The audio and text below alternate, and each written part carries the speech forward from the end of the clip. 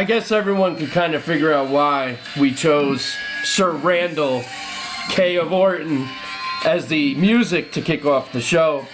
There's something really special happening right now. And I was saying to myself weeks ago, and I never really, I just in my head, I was kind of like, they need, Orton's coming down to the end.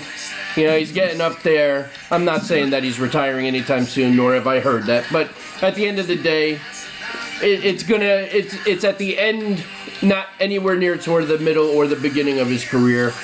And I said, they really got to do something with him because he's just there. He's not the same Randy that he was. And in my head, I'm like, is it too late? Give him another faction, have him lead another team or something like that. And I'm like, I don't know, maybe he should just have one more final run, and do that. But it looks to me like they're putting him as the leader of a new team with the Revival.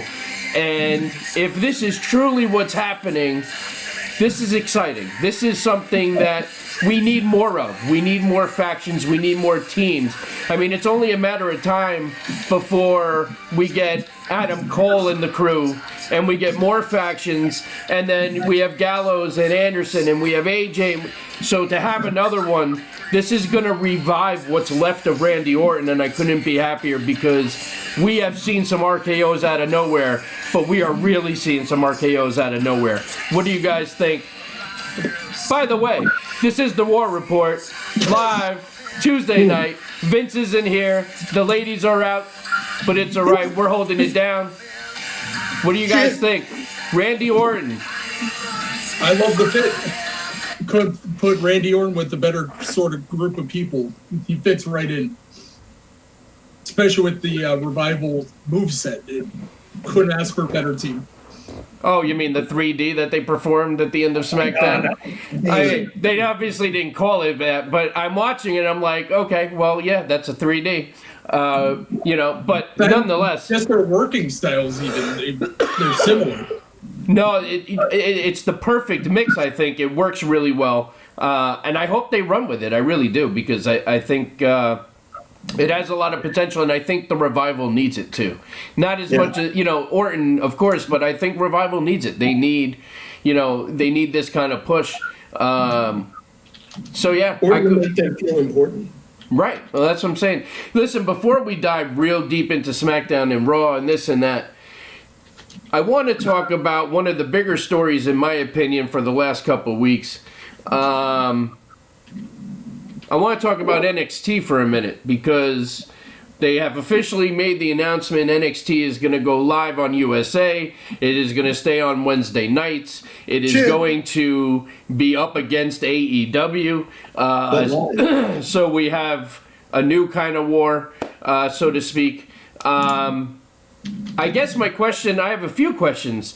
How are we ultimately feeling about it going live, number one, 2 hours?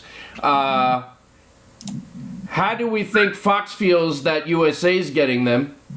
And I've heard conflicting reports that nothing is going to change about NXT, although I've also heard that Vince McMahon's going to be more involved. And if Vince McMahon's more involved, you can't sit there and tell me that things aren't going to change. So I've just thrown a lot of shit on the table. What do you guys think? Eric, let's start with you, and we'll go down the line. Yeah, I have strong opinions on this.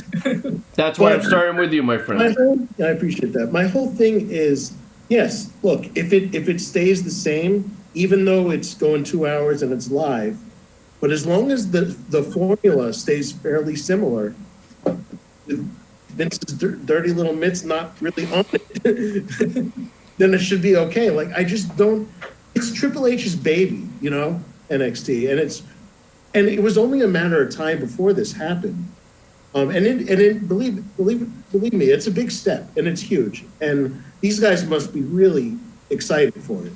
Yeah, but can we honestly sit here though, right, and say it's not going to change if it's going live and Vince is? I mean, there's no way if it's going live, in my opinion, that Vince doesn't have some sort of say, and that's what scares me a little. Yeah. Oh, believe me, that's my big fear. I'd like to say that No, I guess. Ryan, go ahead. What do you think? since Triple H didn't get Raw or SmackDown, it makes sense that NXT got called up and is getting a network show with Triple H in charge of it. Right? I definitely hear you. It makes more sense now that he wasn't considering now that they have a 2-hour program. This could always been in the back pocket. And they were just working out the minor, what day of the week, how many hours. That makes sense? I mean, yeah, no, of course it makes sense. I just, there's a lot of what ifs. It's really, at this point, it's a lot of speculation because we don't know really what's going to happen. We don't know. Vince McMahon could easily say right now at this very moment, Trips, it's still all you. I have, this is yours. And by next week, that could change. Or we could be hearing things. I mean, things are always changing on the fly at all times. We know this. That's the nature of the beast here. So, I mean, ultimately, we're going to have to see what happens. Sam, what do you think? Give your thoughts. For me, I think it's awesome. I think that's how, Vince and everyone sees as competition for AEW. It's all about NXT. They're kind of downplaying AEW as not a big thing like, Raw or SmackDown. So that was going to be my next question to you. Do you think that it's kind of, almost like a slap in the face to AEW, like you guys aren't worth the main roster. We think your competition is going to be NXT. I think that's exactly what they're doing, and they're playing that pretty well. At the same time, I think it's great for the NXT team because they've been putting in so much work for so many years that now they go prime time. Now they go live. Now we can see what they really can do, and they'll get even more viewers and put that product over to where we need it to be as competition for, Fox. And it's great for a company to control the competition amongst themselves. I think that's awesome. It's a great idea. Okay, so now let me ask you this. Can I add one thing? Sure, go ahead. Could they be testing the waters against AEW by putting NXT? If they put a Raw or SmackDown and lose initially, that'd look bad. But if they lose with NXT, it's not that big of a loss. It's definitely a possibility of a scenario that they have thought of or looked at. But let me ask you this now. Do you think it was a mistake to have it go on USA and not Fox? Oh, that's hard to tell. I mean, Raw, WWE's largely known for USA, so I can't say it's a bad thing. But Fox can also bring a whole new... Yeah, more viewers. Right. Sam, what do you think? Eric, what do you think? Well, I think Fox maybe wants to see how they do with SmackDown once SmackDown starts first. That's a good point. That is a good point. Also, Fox is notorious for canceling, so if that goes bad, they'd be really cancel that pretty quick as opposed to SmackDown that they paid, $2 billion for? I gotta be honest, though. I feel like even though Fox, and you're right, Fox is notorious for canceling shit without really giving it a chance. I feel like on one side that's a concern for WWE, but on the other side it's not because USA will always be there. You know what I mean? Like I feel like, USA is not going to turn them away. And then there's also the network. If they had to, they can go strictly to the network. So, I feel like they're not as concerned as we think they would be of getting canceled. But who knows? I mean, we never know what they're truly thinking. This is, really just our opinion. But it's going to be interesting to see how it all plays out. But ultimately, I am excited for NXT. Those guys work their asses off, and Sam's right. It's good to see them get the prime time and see what they can do live. So it will be interesting. Also, I could see NXT becoming a third platform instead of just a feeder system. Well, I think that's ultimately what's going to happen now that they're going live. I mean, that's That's ultimately what's going to happen. Let's shift gears now, and let's talk a little bit about SmackDown from last week. So, the main, I guess, story over on that side is the Roman Reigns deal. I just want to say Buddy Murphy put on one hell of a performance on his debut match on SmackDown against Roman Reigns. Mm-hmm. If you Roman Reigns didn't slack either, so all the credit I said Roman Reigns made him look great as well. Yeah, but ultimately, listen, we see Roman all the time. Buddy Murphy, to me, this was his shot to really impress, and I think he hit a home run. I mean, I think he really did a great job. So, he did. Big shout out to Buddy Murphy. We also, what else happened on SmackDown? It was so long ago already. I know they're still doing the Shane McMahon and Kevin Owens deal. Kevin Owens lost to Samoa Joe because Elias was the referee and did a fast count. SmackDown's been pretty good though. The New Day wrestled. The New Day had a great match on SmackDown, and of course that was one of the RKOs out of nowhere in that match. That was just awesome. Yep. How do you compete with an RKO out of nowhere? Always great. Good. Trying to pull up the results. Oh boy! Is everyone's favorite RKO still the one coming off the With the Evan Bourne dash? That's no. I still want to say Seth Rollins off the curb. Oh yeah. Oh. Evan Bourne to me was still the best one ever.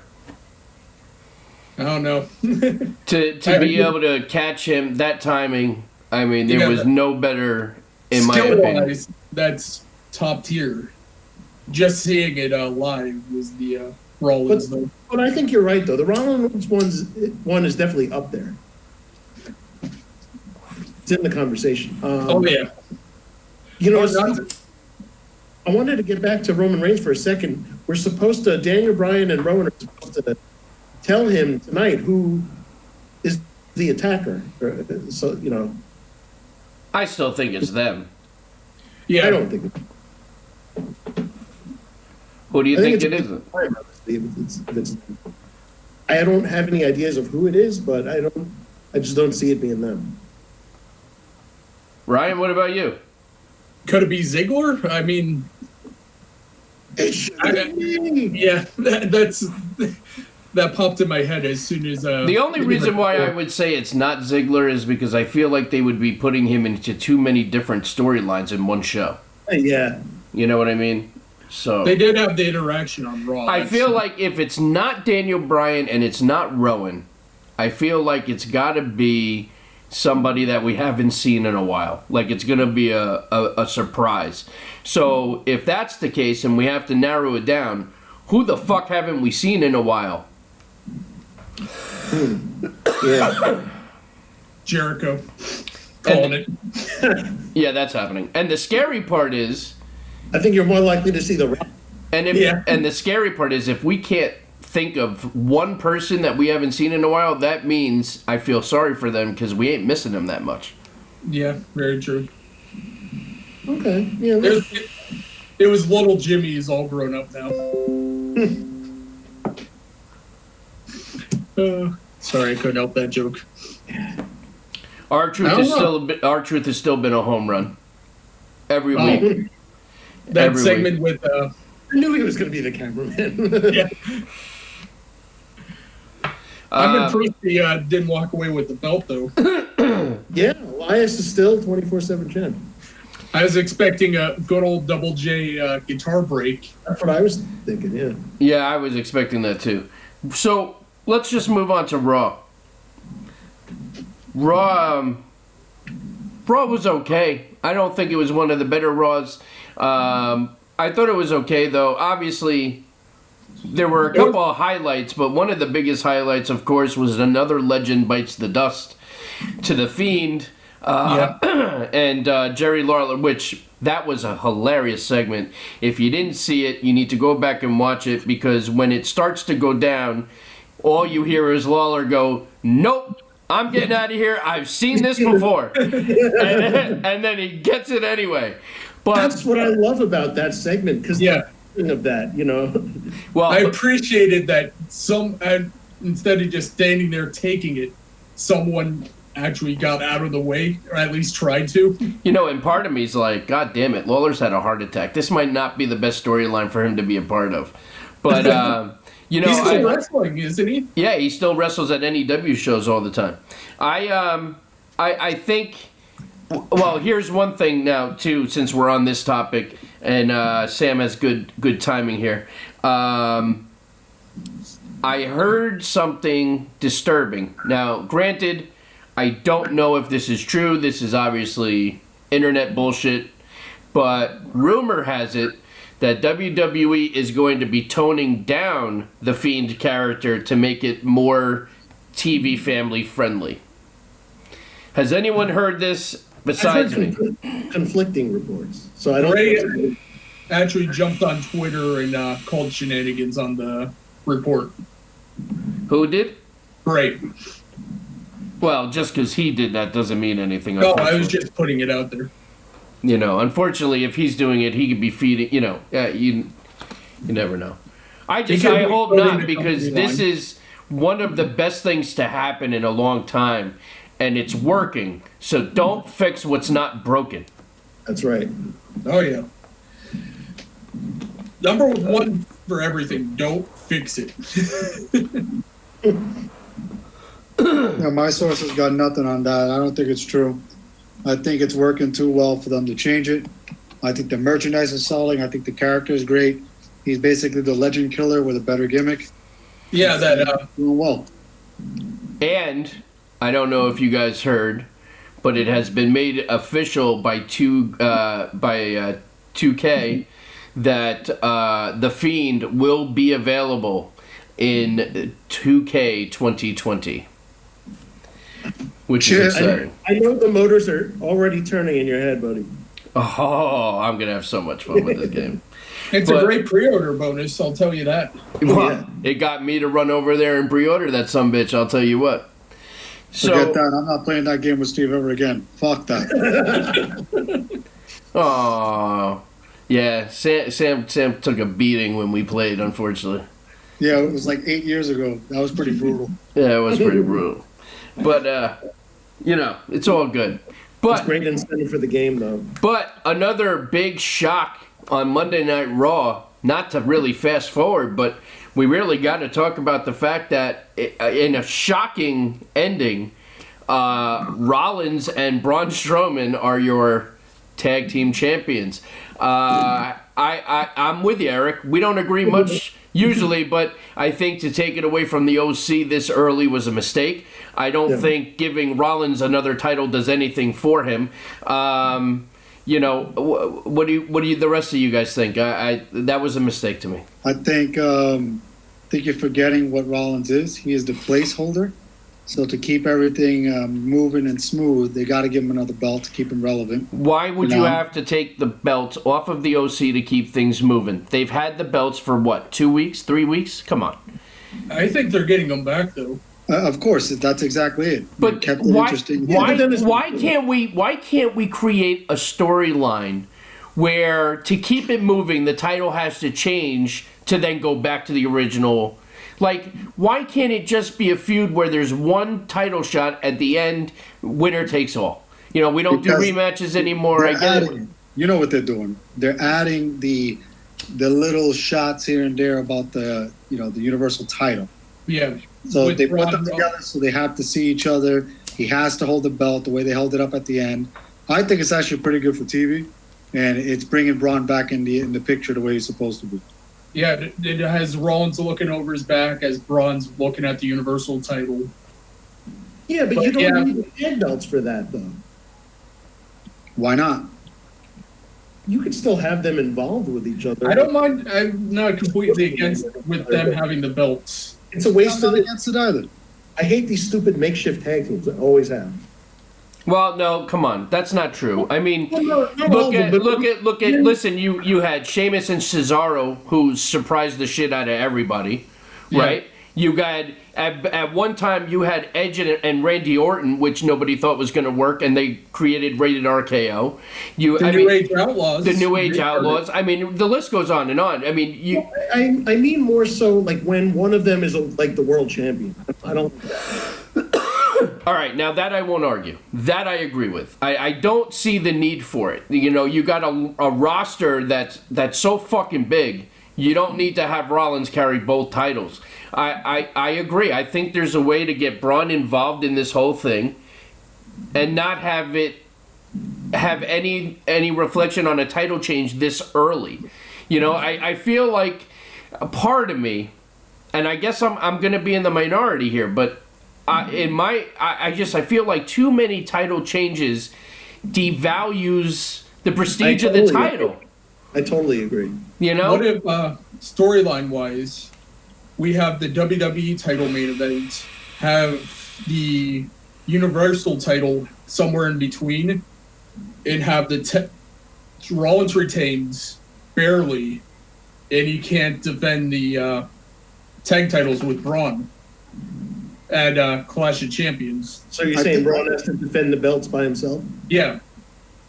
Not again. We can't watch that. That's terrible. Yeah, because if he's gonna go grab another kid from the crowd, No, I mean, I'm we don't need to talking- fucking relive that one.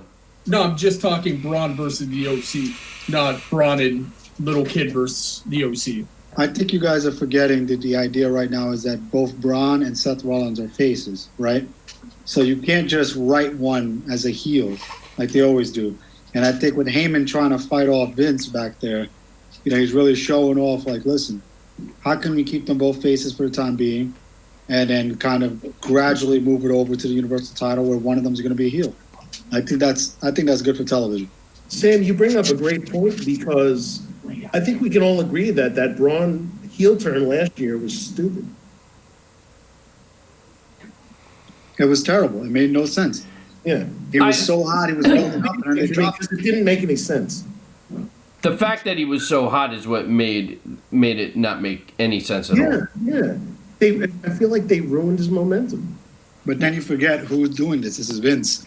Anytime somebody's hot and should get over, they're over on their own. Vince is like, nah, turn them heel. Well, because to him, if he doesn't think they're ready, or it's not in what he envisioned then and there, it's not happening.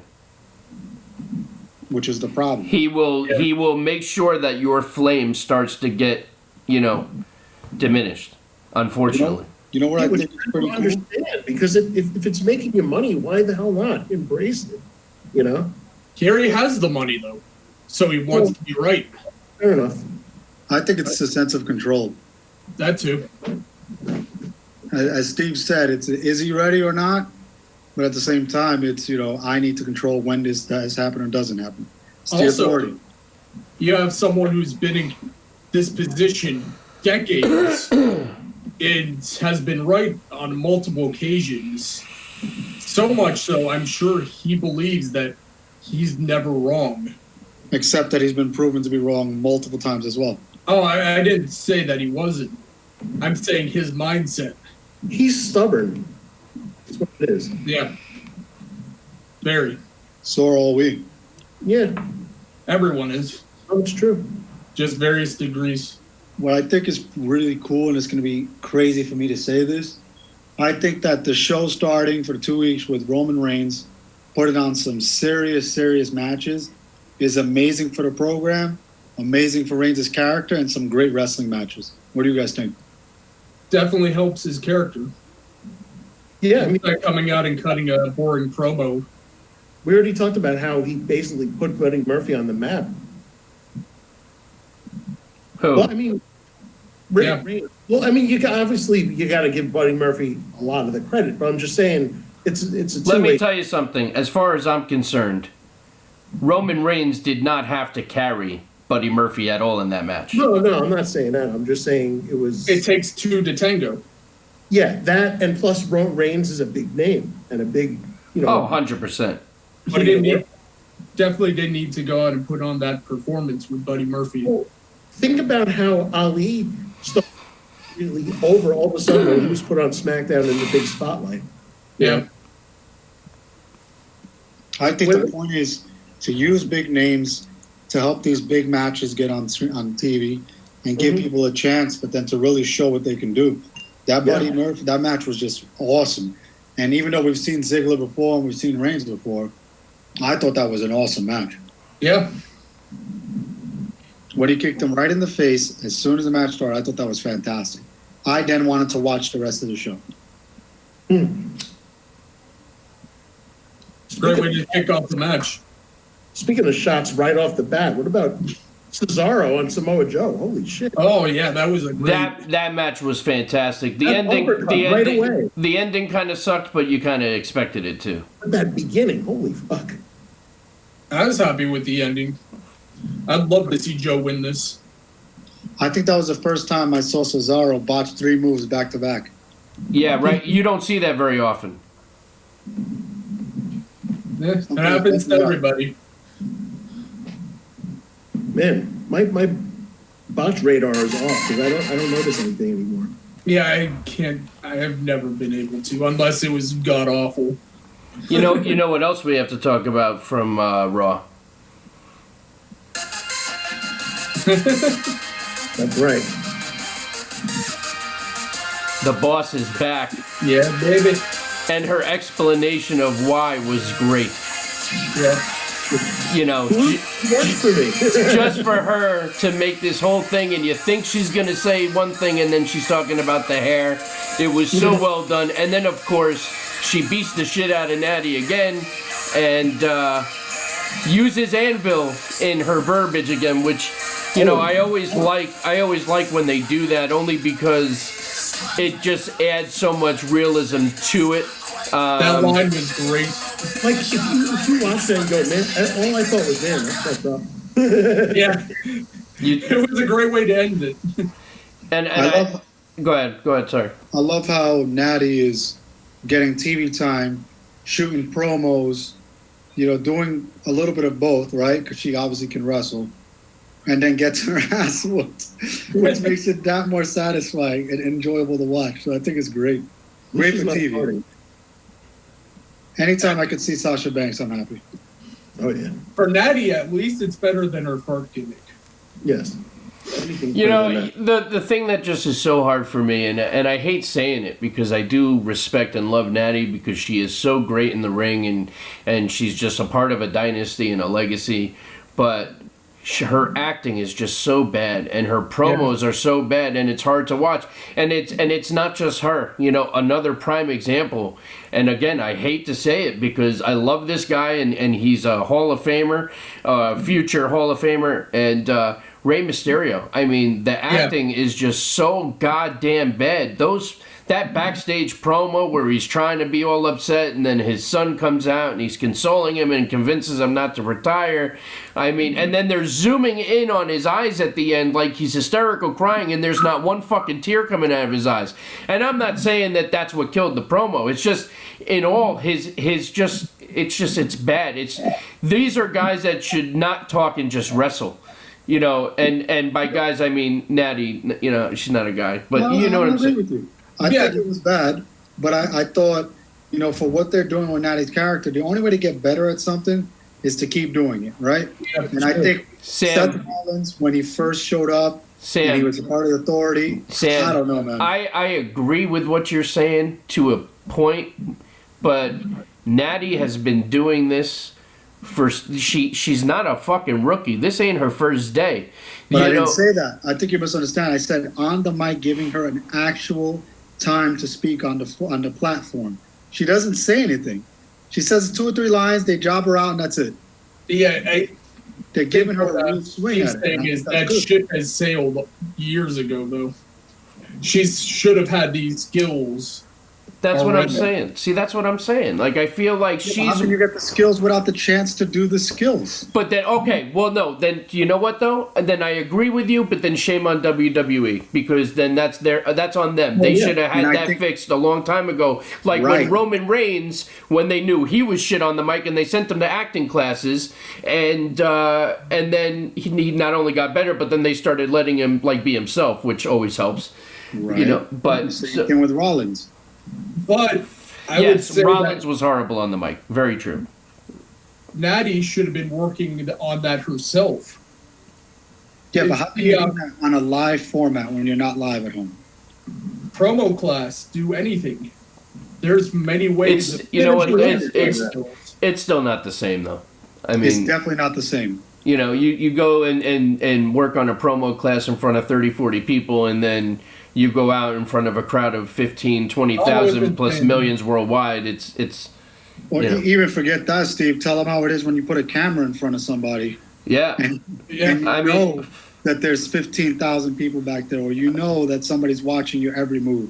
Listen, That changes everything. I can tell you firsthand, and I remember my first time ever doing it in front of a crowd, and it wasn't the biggest crowd in the world. But the minute that I got in that ring and it got quiet because they were waiting for me to talk, and I saw the camera, it was a fucking game changer. And it was at that very moment you had no time to make a decision, and it was start talking and get over, die. or run out of the ring and never return. Those are really your two options at that point.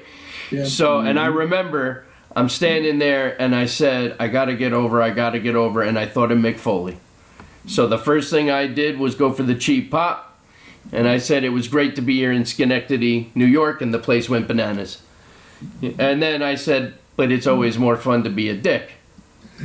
You know, so then if I recall, I then said, I followed that up with, but I gotta be honest with you, this place makes me want to puke. I've never been to such a rat-infested dump that is Schenectady, New York. I'm from New York City. I've got more money than all of you people together on welfare. And I just kept hammering and hammering and hammering.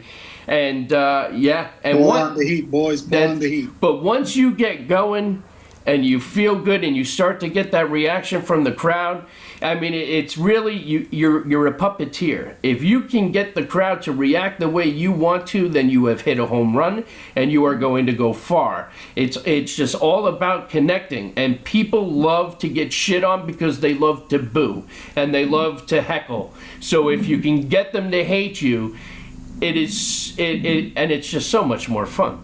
But Yeah, at the same time, though, you got to remember, and this is the point you brought up, somebody gave you the opportunity to Very get true. into the middle of that ring, whip that microphone, and gave you X amount of minutes to do whatever it was that you got to do. And in order for you to succeed at that or fail, you have to actually be able to do it. you know what? And I will say this, to be fair, the place that I did it the right way in my opinion, because they looked at me 15 minutes before I was going out of that curtain, and they said, there is no script. You go out there and you cut a promo, and you be heel, you be face, you make the decision on the fly, and consider it like your final exam. If you get the crowd to react, consider yourself full time. And if you can't get them to react, then it's been a pleasure working with you, and we'll see you another day. And that's how it was. So I wasn't sitting there trying to memorize. I was able to just go out and do whatever I wanted depending on how I felt at that moment with that crowd. And I think that's what also made it work. And that's one of the things that sometimes makes it difficult for the guys and girls in WWE, because so much of it is so goddamn scripted. Kevin Owens promos have been so great lately, and that's because they've given him full reign. He has some bullet points he has to cover, but for the most part, he's allowed to do him. Stone Cold Steve Austin, to this day, cut some of the best promos in the business because he didn't have to go off a script. Same with The Rock. You know, it goes on and on. But then you get Natty, you could tell how much of that promo was scripted that Yeah. it just sounded so robotic because she's standing there and you get the feeling like she's standing there, oh my God, don't forget my lines, don't forget my lines. I don't know, man. I don't think it was that bad.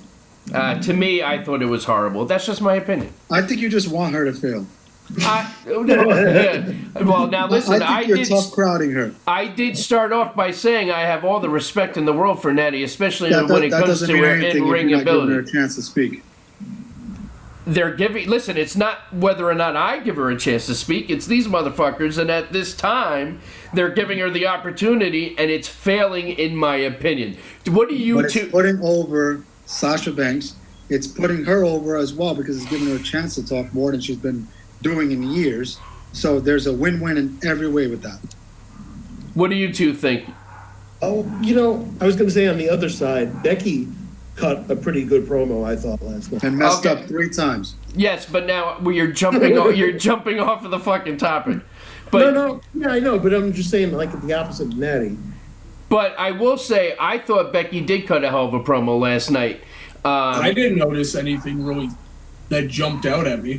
There were a couple things. Sam's being very, very nitpicky, but I did pick up on, I think, what he's talking When about. you're a wordsmith, it's not about being nitpicky. It's you either do it or you don't. Chip. But here's Chip. here's my I'm getting real. What the fuck? First of all, all right. I have 2 points now because this also bothered me, and maybe it's just me. But I'm really getting tired of, we're going to do the interview backstage and we're going to have the black backdrop and you're going to sit on the stool and it's going to be this intimate, Go out to the fucking ring and cut your promo in front of the crowd. That's number 1. Number 2, what in the fuck is up with these weekly Skype calls with legends? First we did Austin, now we did King Booker. Why not get them in the ring? I would have loved to see King Booker come out in full garb and do a whole little, what are we doing? What's with the Skype? And the feed sucks, so it just sounds shitty, in my opinion. What do you guys think? I agree with the quality, and I thought what would have been great is have King Booker referee one of the matches and have do the full King Booker entrance with the all hail King Booker. Could they bring Sharmell back to Yes, it is. No, way over Regal. Regal, we need it. Not Sharmell, Regal. Listen, that's not to say that little Skype thing wasn't, a little hint that maybe Booker T will be involved in some way, shape, or form. Good point. Been fun. I always love King Booker. I was always a big fan of King Booker too. Speaking of the King of the Ring now, if they truly are going with that particular gimmick, then it can't just be anyone for King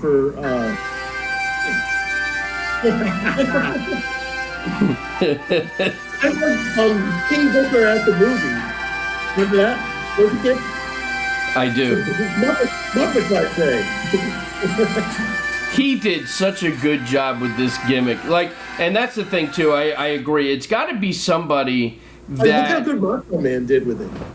Yeah. I don't know, could we see King Ricochet? Samoa Joe. I can't see the King Joe. I gotta be honest. I think it's gonna be King Owens. I think this whole thing is leading towards Owens because they're saying, Austin was a former this and he's trying to be the next Austin. So I feel like it's all setting up for King Kevin Owens. King KO. Yeah. If it's a babyface, definitely Owens, but I think ultimately, Andrade's taking the whole thing. I think Andrade's a good pick, and I gotta be honest, I would be okay with McIntyre. Yeah. Oh, yeah. I think McIntyre would be perfect, and I know that was Booker T's pick as well. King of the Scots. I will say this too. I kind of like how they're doing King of the Ring. I know we kind of said last week we were kind of bummed like it's not its own show, but I like how they're only doing a couple of matches on each, and then it's ultimately going to end at the pay-per-view, and they'll have the whole ceremony and stuff. So I kind of like the way they're not oversaturating it, because my biggest fear was that Monday Night Raw was going to be all King of the Ring qualifiers. SmackDown was going to. So I like how they're kind of splitting it up and doing this. So I kind of do like the way they're doing it. Plus the brackets are great. They just the matches, even just on paper before you even see them, are really good. Oh yeah, absolutely. I mean, we had Cesaro, Samoa Joe, which we talked about, and that was an outstanding match. What are the next qualifiers? Do we have that run? Let me hold on. What's on the SmackDown side of things? I can tell you in 2 seconds here. I also do love that they are utilizing both brands for it. I like that it's SmackDown versus Raw. Like, you get the best SmackDown star and you versus the best Raw at the end. Instead of crossbreeding. They're definitely doing it the right way. I definitely agree with the setup, which is nice too, because again, we were a little sour about the fact that it wasn't its own show, and I kind of like this better because, the King of the Ring, I always enjoyed the King of the Ring, but you're seeing the same guy, 3 or 4 times in a night. It kind of gets a little, maybe it's just me. It's a long pay-per-view in my opinion. It's diminishing returns. Yeah, exactly. It's very hard for these guys to give you something new in each match. It's almost like that's why Iron Man matches are so difficult. Shawn Michaels and Bret Hart was one of the best Iron Man matches ever because for an hour plus, they kept you entertained. There was something different in every segment of that match that kept you going. Not many people can do that. Not to be off topic, but... No, it made complete sense. Do you want the SmackDown side? I got the brackets in front of me right now. Give it up. The first bracket, Owens and Elias. That should be good. Yeah. All right, well, that kind of makes a lot of sense because of what's been going on, and obviously Owens is definitely going to go past Elias. So, and what was the second one? Ali and Murphy. Ooh, that should be good. Now, that match could be match of the night. That's how good. I mean, Ali's fantastic. Buddy Murphy, and I think he performed so well last week that they're going to let him get past the first round.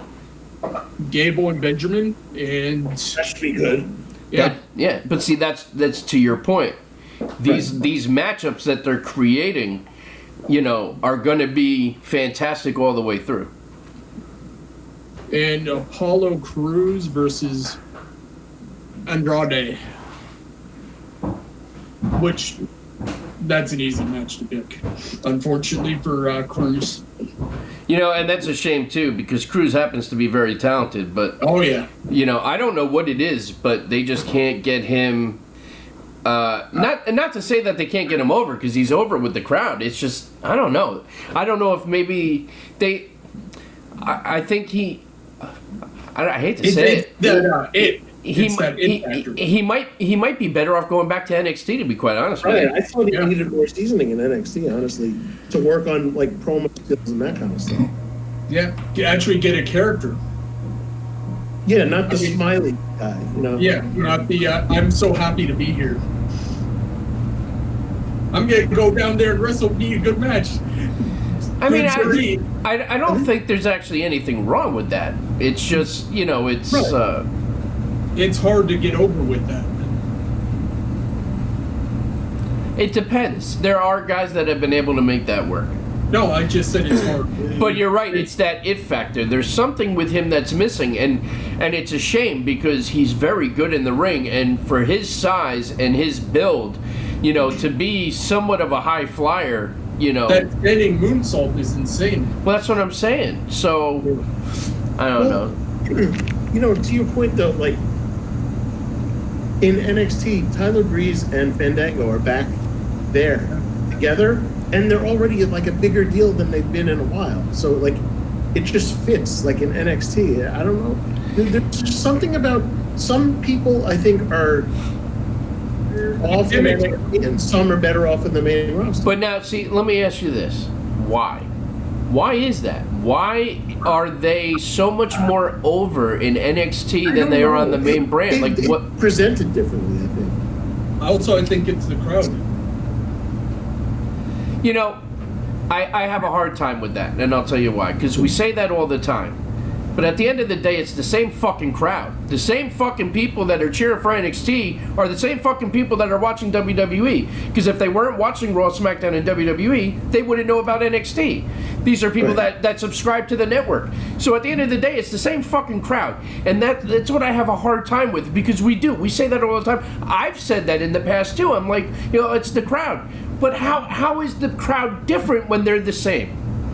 I have to disagree. Talk to me. For NXT, you have a home base.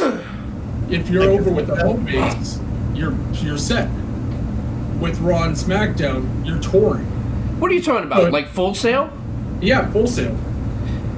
But that's not gonna listen. They're going live now. It's not everything's not gonna be from Full Sail, right? They're gonna start doing it like they do Raw and SmackDown. I assume they're But gonna. up till now it has been Full Sail, so we can't only judge up till now. Now, if it changes when they start touring, Let me ask you this. good. Let's do a little devil's advocate for a second. So your argument is it's a home base, it's Full Sail.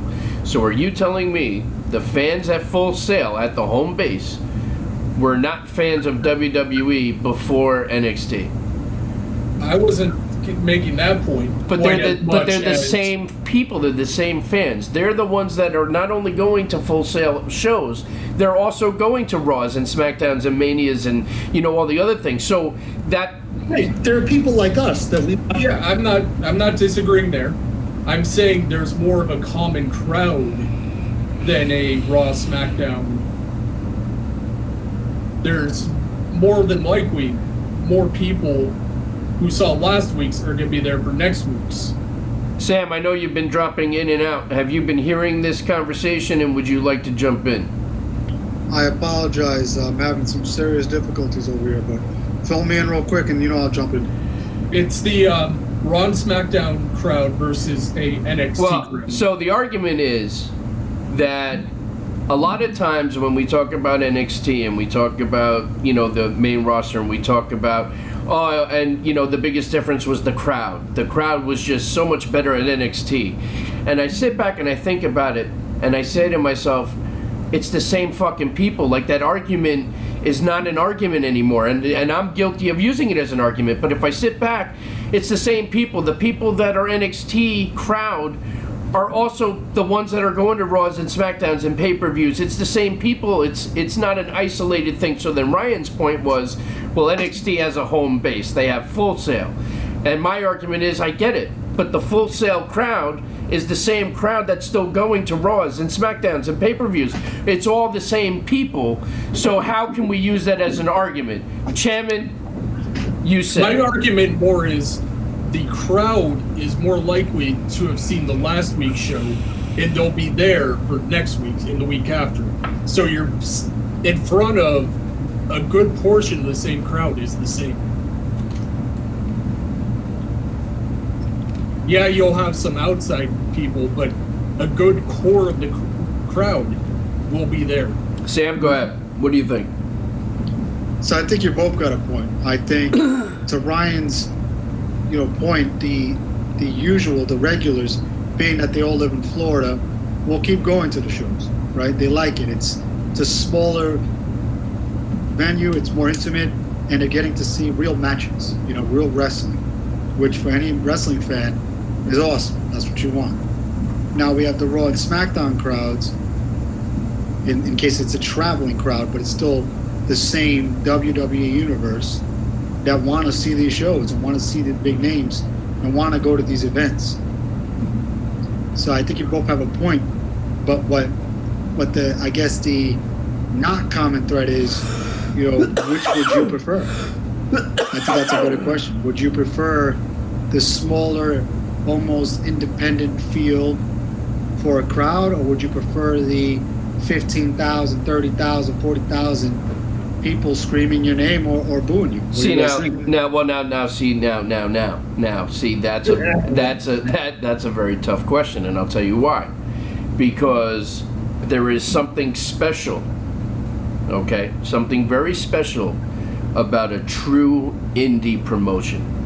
There is something special when you look at an indie promotion like, for example, Chaotic Wrestling, or if you look at Northeast Wrestling, if you look at, I mean, there's a bunch of them, especially in the Northeast and New England, and these are the places that found the likes of Sasha Banks and Ricochet, and I mean, the list goes on. Warbeard, and I mean, it's a very long list. But the point is, there's something so special about an indie promotion in the intimate setting of going to an indie show, because there is no bad seat.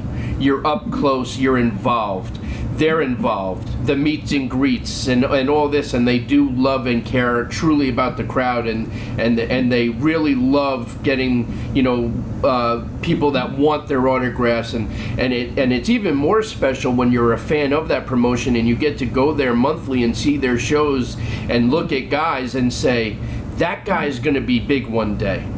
I can't tell you how many times I've done that. Most recently was Ricochet, because I got to watch him live in person and work a show that he was in years before he got over to NXT, and I said, this guy's going to be big, and look at him now. And there's something so special. But now on the other side, there is something so special about being in a crowd of 15,000 people, or being at a WrestleMania and being amongst a crowd of 80 to 90,000 people. There's something so special. That feeling is goosebumps for hours, and we all know what I'm talking about because we've all experienced it. So that's why it's such a tough question to answer, because there's something so special about both. It's one of those situations where you really want to be able to have your cake and eat it too. I think it goes down to where you are, right? Yeah. So if you're in an indie show, you're in NXT, you're going to prefer that crowd because that's what you're in. You may want that WrestleMania, but you never had it, so you don't know what it is. And those of you who are in the big shows and the big pay-per-views, that's what you're used to. That's what you're fighting. That's what you're trying to get. Is that acceptance from the fans? Is that appreciation for your art every day? And I think, Steve, you hit it home, a while ago. You're talking about your own personal experience. Coming from my own personal experience too, I've been booed by 10 people, 50 people, 200 people, and I've been cheered by as much as 2,000 or 3,000 in different forms of what I do. And for me, that's why you do it. But you learn every time you go out there, and you keep doing it, whether you're terrible at it or not, because you love it. And that's where it comes down to. It comes down to that individual, that wrestler, that that band, whoever it is, the crowd that you're currently in. That's the one you want. It's a very true story. Very true. Steve, let me ask you this. To NXT and possible perceived changes. Do you think that could be one of the changes where... Hold on, Eric. I'm so sorry, but the very beginning of your question got cut off, and so I don't start over. All right, no problem. Do you think that one of the possible changes for NXT would be like bigger arenas? They're going away from the whole image setting of Full Sail. I do. I think that once you make the decision to go live, I don't see every show being from Full Sail. I think by going live and now being on USA, they're going to want those bigger crowds. They're going to want those bigger venues, because bigger venues, more ticket sales, more eyes on the product. So in my opinion, I still think you're going to have shows at Full Sail, but I do think that they're going to travel and get those bigger settings. What do you guys think? I think they might test the waters first. If it works out, they'll go to bigger arenas. But if it doesn't, they'll stay at Wholesale more often. Well, now let me throw this back at you then. Have they not already tested those waters with NXT TakeOver shows that are selling out fairly quickly? But wasn't the tickets for Takeover going for like $7? Well, yeah, apparently, but now if you exclude this one, the other ones sell out no problem. For whatever reason, you know, they're going through what they're going through, but, you know, listen, their ratings, from what I've been hearing, have been steady, and they've been better than they were. So we're in the right direction, but it's going to take some time. Business 101, gentlemen. Business 101, right? It takes time to build a brand. It takes time to build a product. It takes time to make household names and characters. And, you know, while they're piggybacking off of, you know, big name wrestlers and events, every SummerSlam, WrestleMania, we have the Takeover. That's just a way to get more eyes that are already watching wrestling on this smaller product that's not really smaller, because they're having better pay-per-views, better events, better matches, right? So it's the best of both worlds, and they're already on the road, as Steve said. They're already testing it out, and the test made it, right? We got the contract with USA, which means we're ready. So now the point is, are all those fans and all those shows and all these years of building this name and this business model, how is it going to work out? You know, and I think what's so exciting too is that if you sit back and you look at the crop that's now coming in and the crop that's there, I mean, you've got Deonna Purrazzo, who I've worked shows with in the Northeast, that she's going to be a player. She was also in Women of Honor and this and that. She's no joke. You've got Rachel Ellering, who I think is sidelined right now, but she's going to be a player. You've got Martinez, who is a monster from Rockland County, mind you, and he's no joke, and he's also from Ring of Honor. His gimmick is awesome. Right? His gimmick is fantastic. You also have, you know, of course, you have, you still have, you know, shit, now you have the whole Undisputed Era. Thank you, Undisputed Era, baby, and you got that whole crop.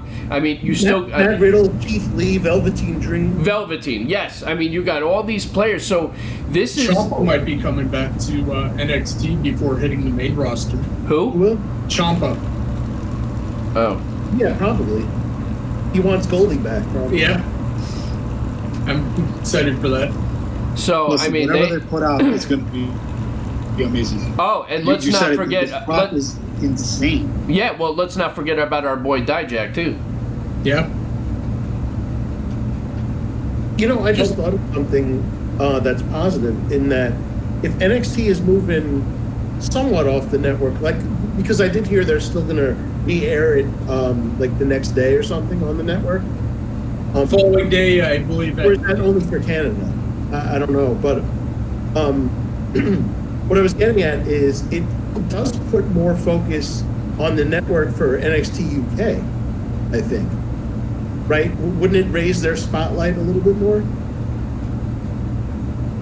Say that one more time. Do you think with NXT moving towards the live thing and cable TV, do you think that it gives more focus to NXT UK on the network? I don't know. It's possible. Yeah, it's going to be NXT UK, then we have the NXT in India. We have, it's just all moving things a little by little because we have to keep wrestling going forever. Wrestling's a worldwide phenomenon. It's like they're redoing the NWA territory system. It'll be on the network the day after I do. Okay. And I know there's 205 Live too, but Great call. You get a great point, Eric. I think that's awesome. Good for the business all around.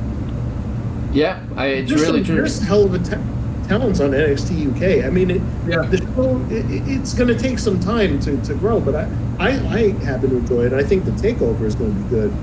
Takeover will be great. You know what the problem is that there's just so much, and I never thought I would ever say that, but it's really true. There's just so much, and now of course you got AEW, so that's something that you're going to have to check out.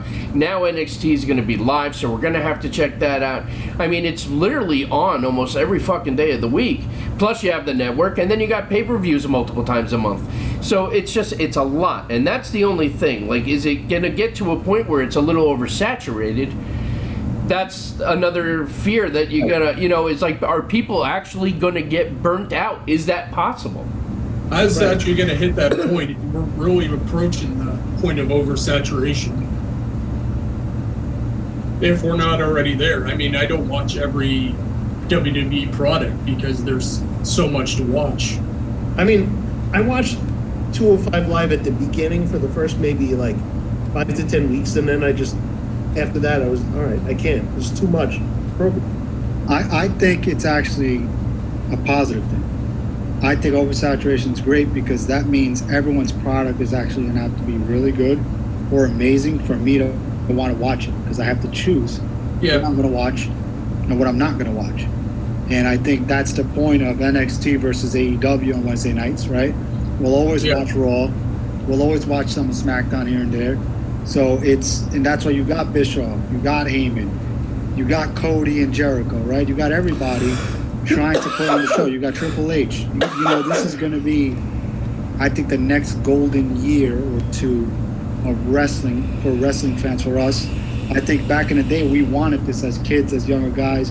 We wanted more. We wanted shows every other day, where we could actually spend all the days just doing this, And now we're getting it. Right, exactly. And now we're going to get that chance, and hopefully it's everything that we want it to be. Yeah. There's a lot of good things on the horizon. There's a lot of good things on the horizon, and I've been saying it. We just got to be patient. Good things are going to be coming, and I think it's delivering. Whether it be Raw, whether it be SmackDown, the pay-per-views have been getting better. The stories are getting a little bit better. You can see the Heyman influence. We're excited about AEW because that's coming. NXT's going live. I mean, there's just a lot of great things going, and we'll see what happens when they hit Fox. It's definitely going to be interesting to see, because it is also going to give people an opportunity that have never seen the show, see commercials while they're watching a Fox show and say, oh, maybe we should check this out. So it's going to be very interesting to see. But we have hit the top of the hour, so SmackDown Live has started. So we got to go check that out so we have something to talk about for next week. But make sure you check us out every single Tuesday live, 7 p.m. Send your questions in to AskTheWarReport@gmail, or use the hashtag AskTheWarReport. Send a question or a comment in that we can use on the show. You will earn a shot for a free pick into the Wrestle Rumble Pick'em contest. The next one is for the AEW pay-per-view, I believe. So there's always great prizes. It's a lot of fun, so you got to check it out. Amanda was sick tonight. Unfortunately, she couldn't make it. She will hopefully be back with us next week, who was live at SummerSlam, so we definitely want to get her feedback. She was also at NXT. Kat is out of town, so she should be back next week. Vince the Prince Berry had to work this evening. He is listening. He will be back with us next week, and we will all be back next week. We have a lot, I'm sure, we're going to have to cover, so make sure you check us out. Everything has been brought to you by TagMeADate.com, the first and only dating site for wrestling fans. I know we've been saying it for a while. Please be patient. Apple's a pain in the ass. We love you, Apple, but they're being a pain in the ass, and we're still waiting for an approval on a patch for the Apple app, but we are working on it. But keep signing up using the website and Android apps. We appreciate all the support. And most importantly, make sure you check in next week live. We have a very special guest. We have a couple that will be on the show. Oh, yes. They are the first couple of TagMeADate.com. Shit. They found love through our dating site and got married. So we will have a promotional poster going around for their debut live with us next week.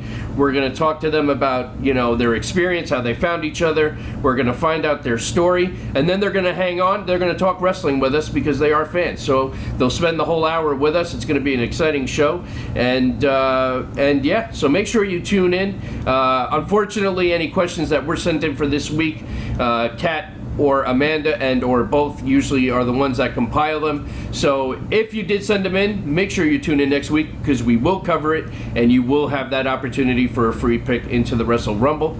Once again, this has been the War Report podcast, brought to you by TagMeADate. Thank you so much for joining us, and we will see you here next week.